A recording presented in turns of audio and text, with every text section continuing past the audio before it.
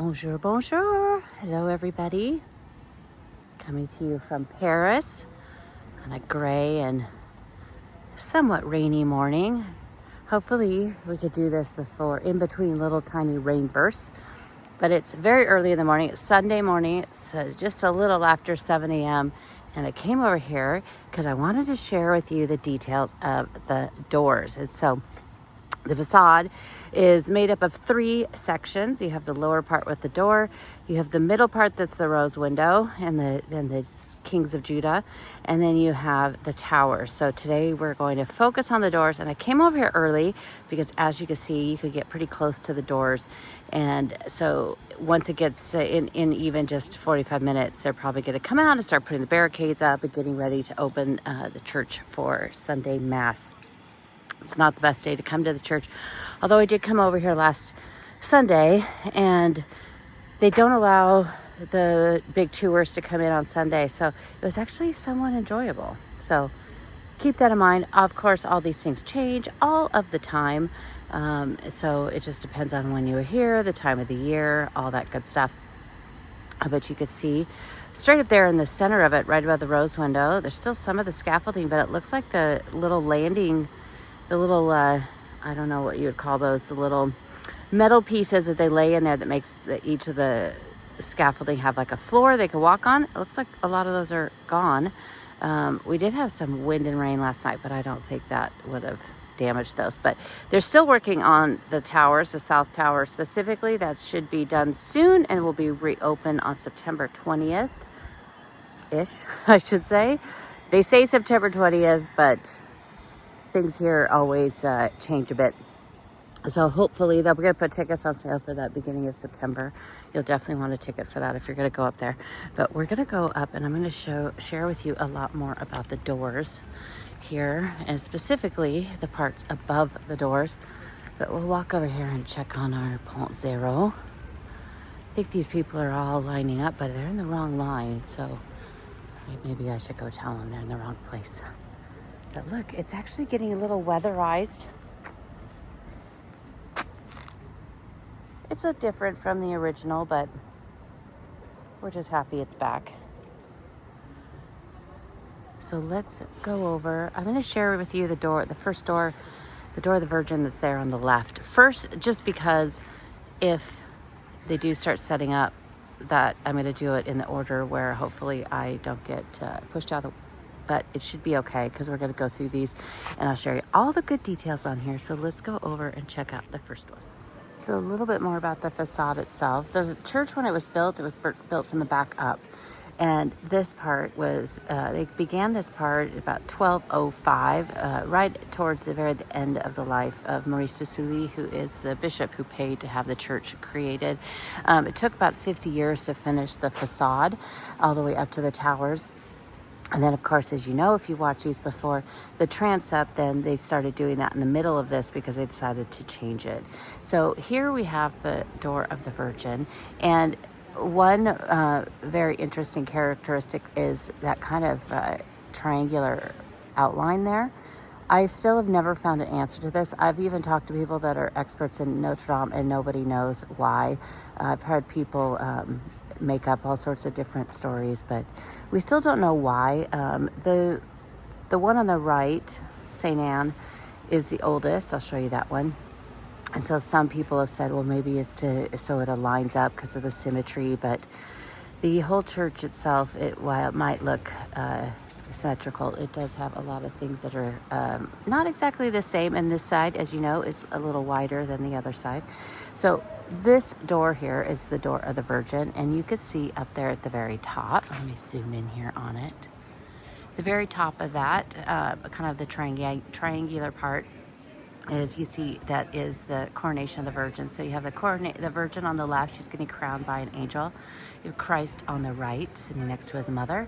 And then you have 2 angels that are there next to them. The lintel, which is the 2 lower parts that go across, this is again about the Virgin. So the middle one is about the when she is taken up from her grave and she rises up. So the apostles are there with Christ in the very center of it. She's being taken from her grave. And then the lower part is, in the very center, is the Ark of the Covenant. And then you have the different kings and prophets that are sitting next to it on either side, bringing out the scroll, and they're writing on that because that's going to go inside the Ark. And then right in the very center of it, we of course have the Virgin. So the Virgin and Child, the original one that used to be here is the one that's inside the church. That's next to the altar, right there, and not at the transept. She is the one that was found. She dates to the 14th century. She was found in a church that's not very far from here, that is no longer there, and she was put here in the door. And then they realized that she was maybe a little bit too precious to have out here, out into the elements, so they put her inside. And then down below it, we have Adam and Eve. So you can see Adam and Eve there. And on the left of Adam and Eve is fault underneath it. And then, let's see if I can see it here. And then on this side is punishment. So they're being kicked out of the Garden of Eden. But I love this door too because you have the statues on the side, and of course if you usually know of anybody that is holding his head, it's a pretty good bet who that's going to be. And so there is Saint Denis is holding his head, and on either side of him is an angel, and then on the left is Constantine, and then on this side we have, and these are kind of like, these are the two, specifically two saints that are close to Paris. So you have John the Baptist there on the left. Then we have Saint Etienne, who's very important to this church. And then my homegirl, Saint Genevieve. And then next to that, Saint Sylvester. I'm just getting over a cold, so I'm just gonna try to keep that from clearing my voice as much as possible. But one really cool thing I love about the old churches, especially Gothic, is how they also use the months of the year and the zodiac symbols in it. And then there's some that are in the center door that I'll show you. So on this side you have, let me see if I can get both sides in. You have up here, you have on the door jamb there, just to the left of, on the left side of the angel's left, you have a lion, and that is for July in Leo. On the inside it's June, and he's a harvester. Then you go down and then you have the twins of Gemini and May, of course. And then on the inside it's supposed to represent hunting. A little bit hard to see. The next one is the best one, Taurus. So you have the bull there with Taurus, and then on the inside is April representing spring. And then we have March with Aries. And then on the inside it is trimming the vines, so getting ready for harvest. Then you see the fishes there for Pisces. And then the February is warming by a fire. And then for January we have Aquarius with the water. And next to that, the feast of the two faces. So because of the change of the new year. And I'll tell you all about these doors, the doors themselves when we get to the Sainte Anne. But let me show you, and then I'll show you the other side of this. But you could just see the details in here. It's pretty amazing. Some of this was destroyed during the Revolution. So there is, majority of it is going to be 13th century, but then a lot of it was recreated under Viollet-le-Duc. In that fashion of the 13th century. On the outside here is, and this is kind of the same for all of them, they're different prophets and angels. You see the angels on the inside up there with the candles.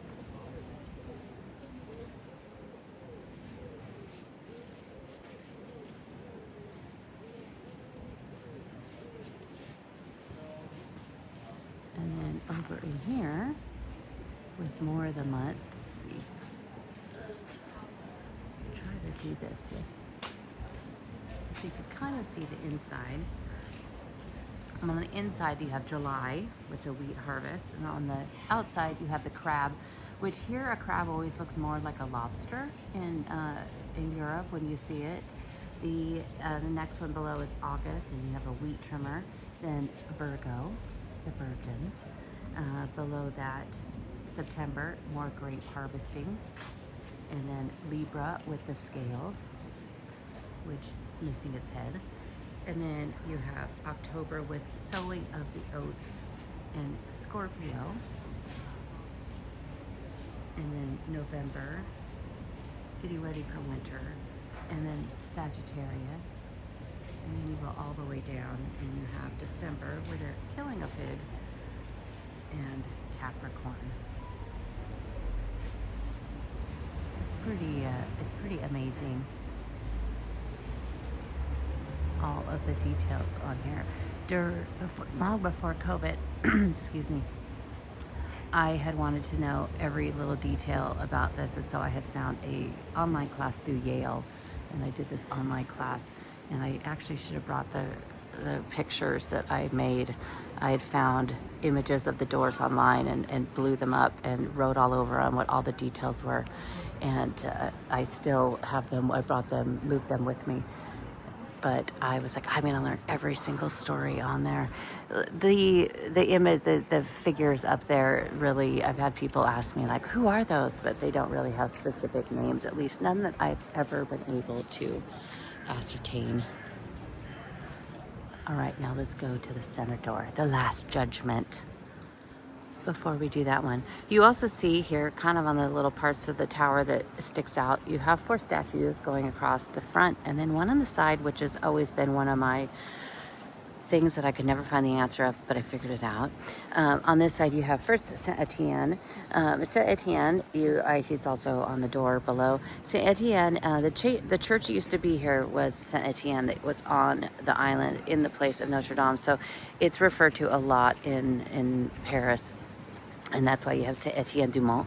On this one, you have the woman. It represents the church. And then this one is the synagogue. And then on the far side, we have Saint Denis again, but in a rare image of his head still intact. He still has his head on. So that's always a surprise when you get to see him. But now we'll go into checkout here at the Last Judgment. Get as close as I can. So the Last Judgment, the thing about the churches and why you have all these sculptures and everything on the churches and also stained glass is because people didn't know how to read. So it was sometimes called the Book of Stone, because they would tell the stories. And so that's what the church is doing, is telling you the stories of the Bible. I like to say the Last Judgment is scaring you straight, because this is the entrance of the church. So you used to enter Sainte Anne and come out at the door of the Virgin, and now you go through the Last Judgment and come out of Sainte Anne. But you have the Last Judgment here. This door has gone through a lot over time. It was originally created, as I said, at the beginning of the 13th century, and then in the 18th century, in 1770, the architect Suffo, who also did the Pantheon, which is just to the right of me up on the hill, he decided that they wanted to bring big canopies and procession pieces in through here, so he just chopped off the center of the door, which is the statue of Christ, and then also the top of the lintel. So the whole first, as you're looking up, that hearse with all of the people, that was all removed. And so Viollet-le-Duc put it back. The facade, a lot of people notice that it's so clean compared to the rest of the church, and none of this was done during the fire. So this was all clean long before the fire. Before, I think I want to say 2012, 2013. If you were here back then and you remember coming with scaffolding, let me know in the comments. But it was all clean then. And so you really, you don't have to clean it that often. And so even with everything, it went through. The front is still nice and white and clean. But you have the Last Judgment. So of course we have Christ in majesty. Anytime they're sitting in that pose, like the Virgin was the Virgin in majesty, she's also over here as well. In the top of Saint Anne is the Virgin in majesty, and then you have, of course, Christ here. He on either side of him is an angel. The angel on the left, let me see if I can get in here a little bit more. The angel on the left there is holding nails, so it's instruments of the Passion, and the one on the right is holding the cross, the true cross. And then on the left, you have the Virgin kneeling, and on the right, St. John. And then you go down a row, and now we get into the Last Judgment. So you have Saint Michael, St. Michael there in the center, and the devil next to him. St. Michael's holding the scales because he's going to weigh your soul to see which way you're going to go. And the devil is pulling down on him. So he's trying to, increase his capacity into hell. So on the right, you have the damned, and on the left, you have the saved. And then down below, you have all the resurrected that have been woken up by the trumpets and the voices of the angels, all happy that they're not heading down to it with the devil. And then you could also see over on the sides here, more scary devil features on this side. And then nice, lovely ones on that side.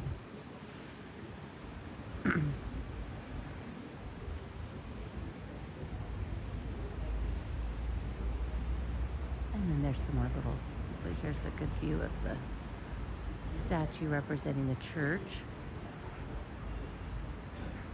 Now, one thing I love about this door is the pieces below it. So the pieces below these statues, and I'll tell you what these statues are, but the pieces below it is also reflected in the window above us. And unfortunately, we can't see much of the rose window, and I will do this one soon, which I don't know how, I'm gonna have to maybe do some of it just record it at home with visuals, because the organ is blocking most of the west window. And the west window, I think, is actually the most interesting, because they have in the window the vices and virtues, which I'll explain to you, and they're a copy of what you see down here in stone, which is what is super, super cool.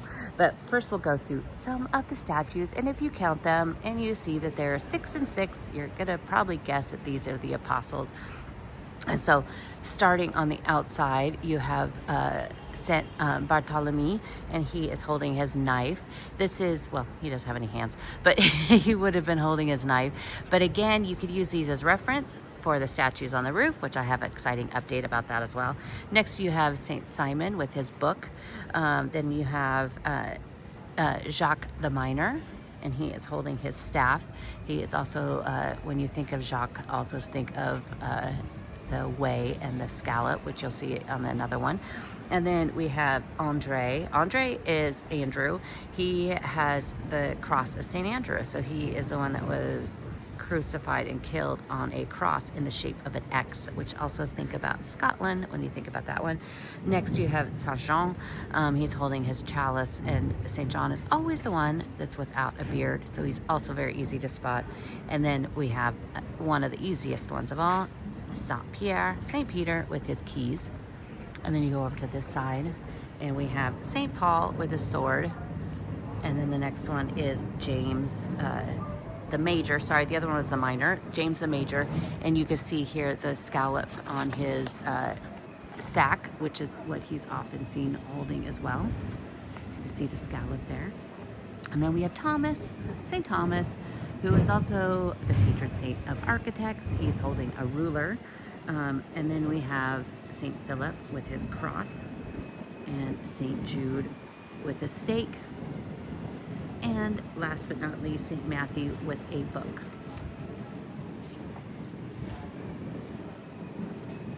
Just love them. These aren't the exact, this isn't the exact design that you see of the ones on the roof, but it does give you that idea. But then below, here's a little secret here. So below you say St. Peter, and below there is his emblem, the bowl. And then over here, we have St. Matthew with his lion. And then we go back over here, and you have St.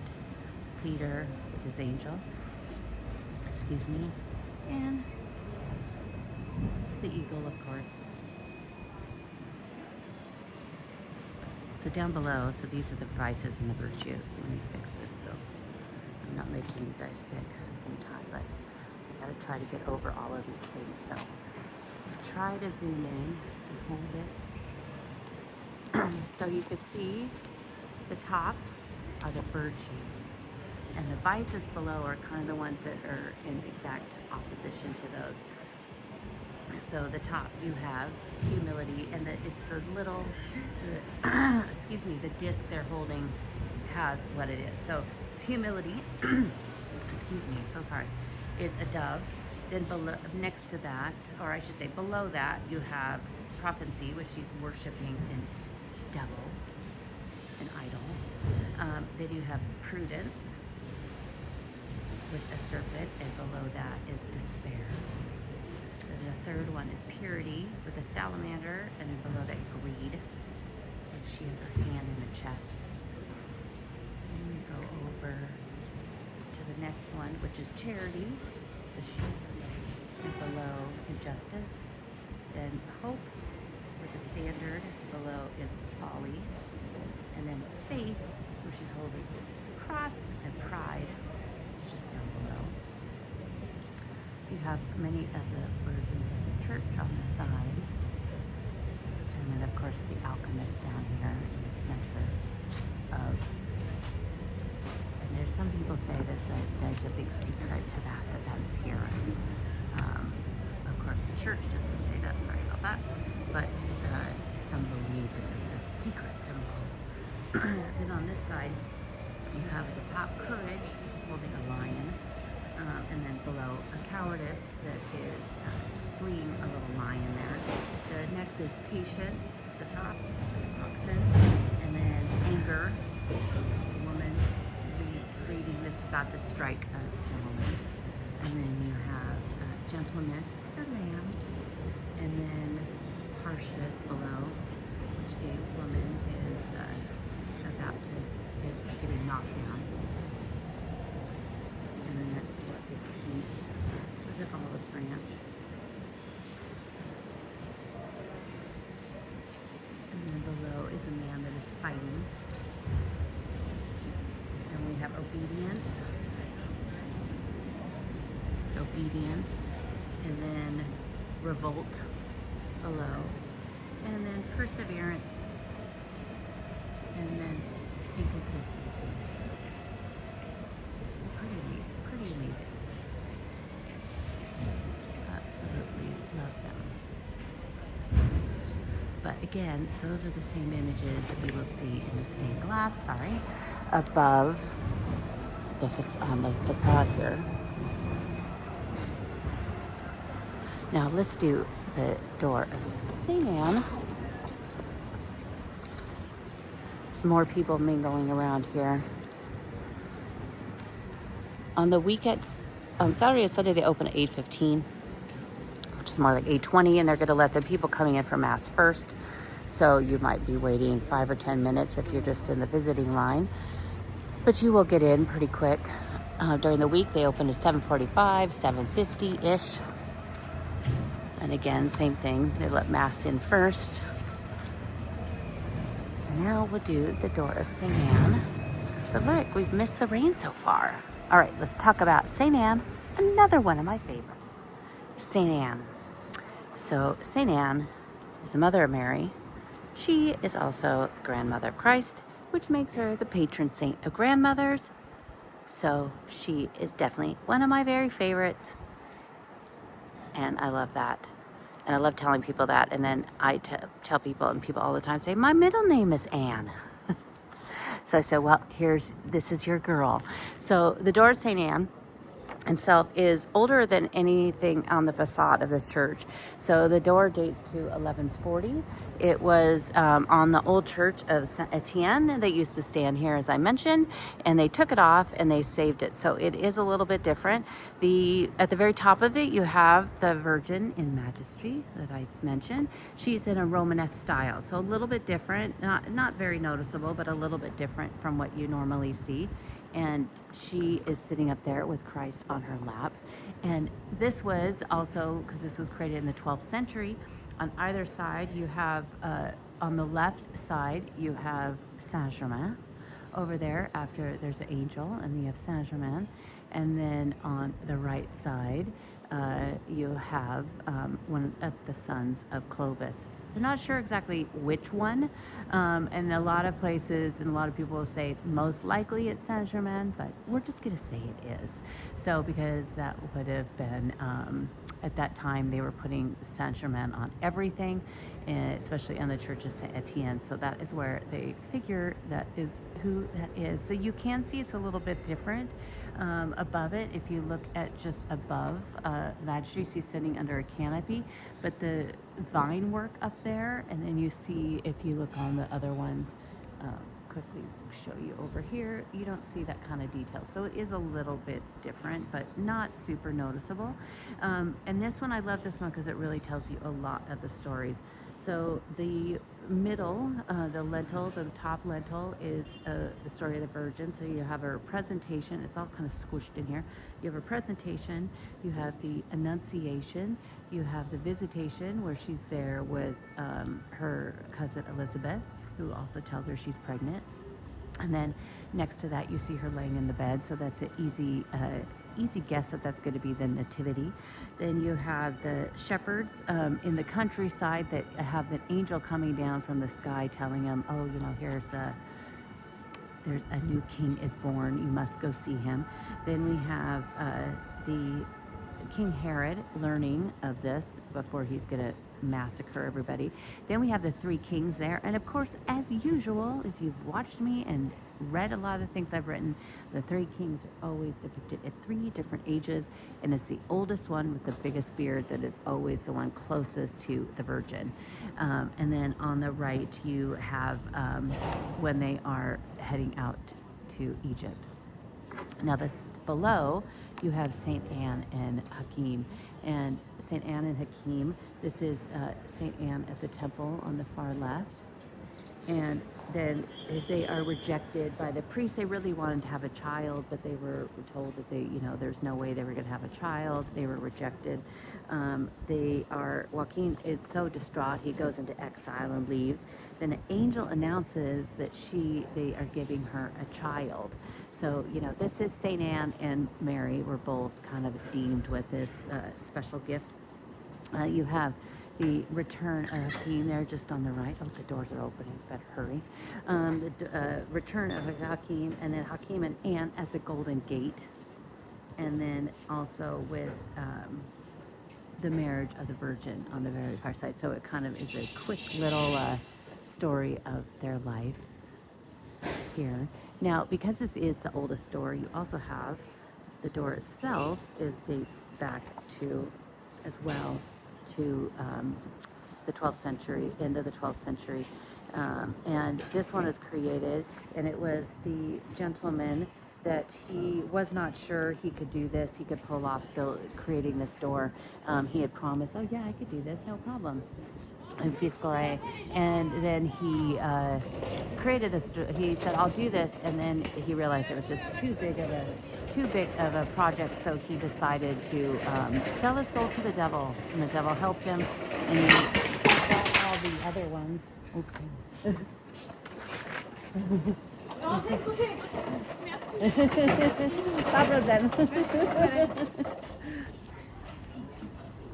There was a crash. Everything fell. I gotta start that over. There's a whole turmoil. The ladies were bringing out the carts with all the stanchions, and it fell over a few feet from me, and pieces went everywhere, so I helped them, and then I was completely distracted. So you see here this amazing, amazing door. And when you come out, if it's not too crowded and you're not gonna cause a pileup, stop for a second and just look at the details on this door. So the hinges on it and the findings are still original. And when Viollet the Duke came, he had the hinges and the hinges, everything copied. Now I'm just all discombobulated. So he had that done, and so, but these are still the original ones. So these go back to the 12th century, and they're just absolutely gorgeous. But a gentleman had said, a locksmith said, oh yeah, I could do this, no problem. I could do this and create it, and it will take me no time at all. And so but he realized that he had sold his soul to the devil. There's a lot of, they're getting everything set up. So we'll go through these last statues here quickly. Okay, well, from far away. So here on the left, you have of the statues below. You have on the left the king. We have the Queen of Sheba. Sorry. And then we have Solomon and Saint Pierre. See, look, I stop to help them clean up and then I get shooed away. That's what I get. Then on this side, you have St. Paul, David, Bethesda, and another king. And so it is, it's pretty amazing, but let me show you from the back a little bit further.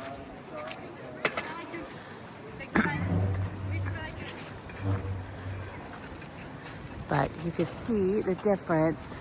But see the story that some people say.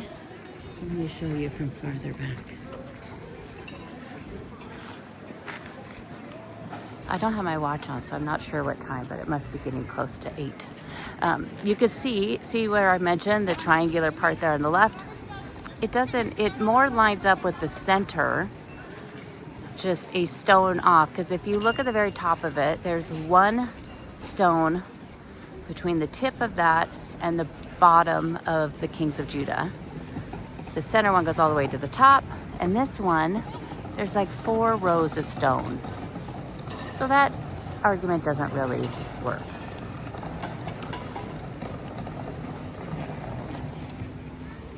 Let's look at her, there she is. So I'll show you. We'll do the next level. Hopefully this week. We're supposed to get rain all week, but hopefully it's not too bad. Oh, well, Merry Christmas.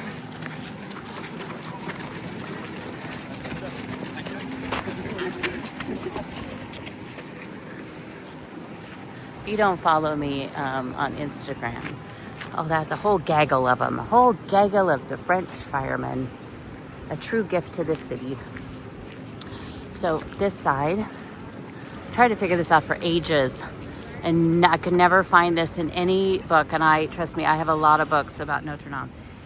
But I finally figured out this is Saint Marcel, because he's standing on a dragon, and the end of his shaft is pointing into the dragon. So it's Saint Marcel. He is the saint that saved Paris from the dragon. Another important one. He's also on the Facade as well. So here's another. But the other exciting news in the last couple of weeks, they have continued to add. It's very kind of spooky looking clouds. It's not as dark. It looks darker on the camera.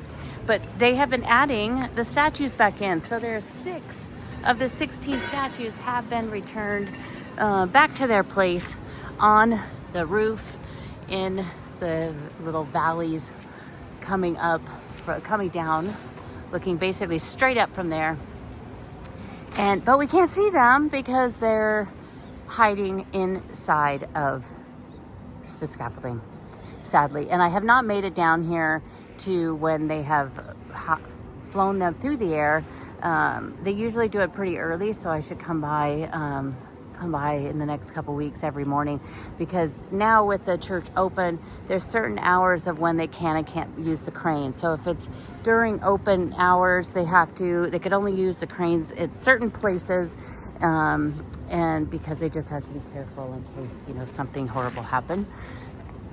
But they are still working on that. It's supposed to be done, they say, August, and we are getting closer and closer to August every day. You can't see the clocks back there, but the clocks are back there, and I learned a lot about the clocks, and so I can't wait till they show them, because I could share all of that with you.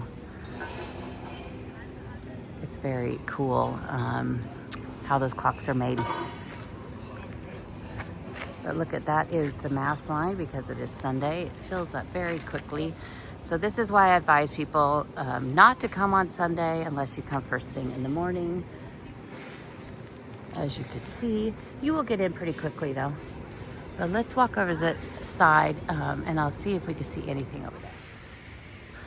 I always love the view here from the left bank.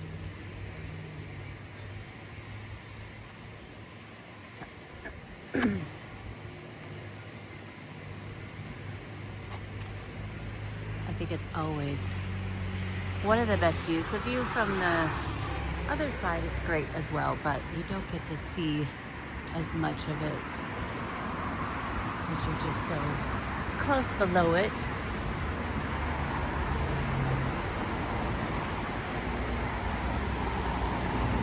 It is, since it is July, and we're after the 14 Juillet, the 14th of July holiday, the streets of Paris start to empty out, and it's my favorite. It's like 6 weeks of Sundays, so every morning in Paris until around 11:30 in the neighborhoods is just completely quiet and empty, and I just love it. Except for you get around touristy places like the Louvre and of course Notre Dame and everywhere, it does start to get really busy. And of course there is a leaf blower here. Right here you can see, but we can't see in there. Let's see, you can zoom in. I can't see any of the statues. I cannot wait to see them back there. I can't wait till that scaffolding is done. So it should be here the next couple weeks, and trust me, the moment it happens, I will race down here. One other really cool thing they did this week is the yokes of the two big bells. So Emmanuel and Marie are the two big bells in the North Tower. The Boudon, the North, Emmanuel is the oldest. It dates back to the 1680s.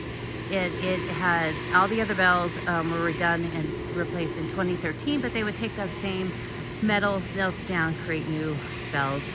But Emmanuel only rings on special occasions, and Marie as well. A little bit more regular, but Emmanuel only on special occasions. And the other night, they rang for the first time with their new yokes installed. The yokes are the huge wood pieces that the bell attaches to, and then it's hooked up to mechanical configurations that then, you know, if there's no Quasimodo up there, so they could actually, you know, just push a button. But then it rang again the other day because an old bishop of Paris, I think it's the Bishop Cantois, I think I'm getting his name wrong, but he passed away, and so he was a bishop of Paris 3 or 4 bishops ago, I believe, and he just passed away. So then the bells all rang out, so that it rang again. So 2 days in a row, if you were around here, you got to have a special treat. And of course, there's all the scaffolding back there. There's still 2 to 3, maybe even 4 years of work left to do on the back, this is all the work that they were going to do before the fire. So we've kind of basically flipped a page almost backwards to say, okay, now we're going to do what we had intended to do starting in 2019. Back there is where the statues for the roof are hiding, safely tucked away. And I'm hoping all of these things start coming down soon, or at least some of them, because they definitely don't have as many of the workers there. But I'm going to walk you over here, because then away from the leaf blower and street scrubber, keeping everything nice and clean. I love the early mornings because it's usually just me, a runner or two, and the street cleaners. And the ones that are in my neighborhood, we all know each other by sight. So there's always a hello in the morning. I also love all of my cleaners I see in the Louvre all the time. And they always, whenever we spot each other, we always say hello and how are you? And that always makes me very happy, because without those people that are cleaning the city and cleaning the museums, and there really are people that are kind of invisible and ignored so much of the time. So I always love those guys. There's a little gentleman that cleans early in the morning, one of the cafes near me, and you know, the cafes have people that come in and set up the tables and the chairs and everything before the staff come in, so they don't have to do it. And I see those guys early in the morning all the time, and so there's always a little hello there. But one funny thing that I love here in Paris that you'll see is every single day there's garbage or recycling. And because your garbage cans, even my building, the garbage is used by 2 buildings, and cafes. And so we go through a lot of garbage in there, and they pick it up every other day as garbage, every other day is recycling. And you will see, if you've been out, you don't see this super early in the morning because they come by a little bit later, like 10:30 or 11. But there's guys that come by, they roll up on their motorcycle, they get out, go up to a code, punch the code at a door, and then pull in all the garbage cans. And they go to the next building and they do that. So there's people that's job is just to bring in the garbage cans and then put them out at night. So it's actually, I think that's kind of, you know, it's one of those only in Paris kinds of things. But here, it's really not as gloomy out as it looks right here. It's not quite as gray. Also, the early morning on a Sunday is trying to figure out who are the people that are still up from the night before and who are the early birds. So this road, part of the project they're going to do, once they're going to, in the fall, they're going to start ripping apart the parvis in front of Notre Dame. And then eventually the project will come all the way over here. So there was already a park back behind here, John Paul II. And then there's trees over here, and there was like a little service road. This is all going to be changed into, a giant park here.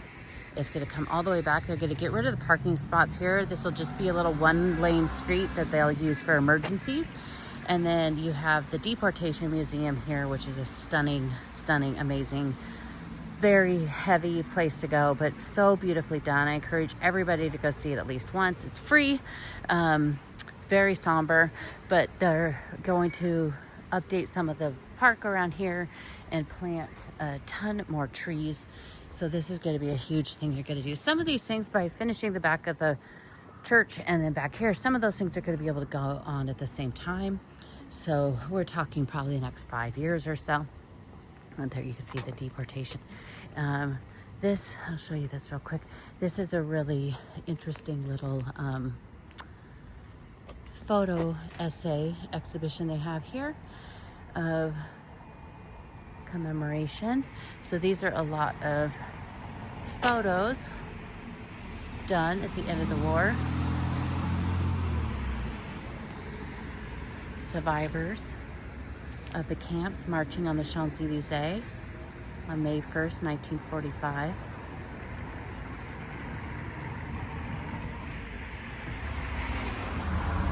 More survivors being taken care of. It's really heart-wrenching.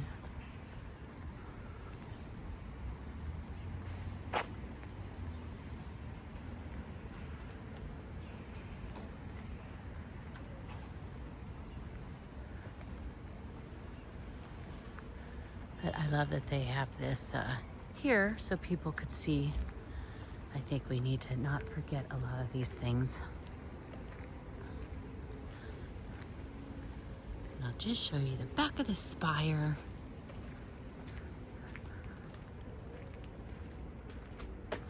I have it right there. So soon we'll be able to see the whole roof again. And in no time at all, be back in that garden, sitting there under the cherry blossoms. So with that, I will let you guys go. Have a wonderful Sunday if you're watching this the day it comes out.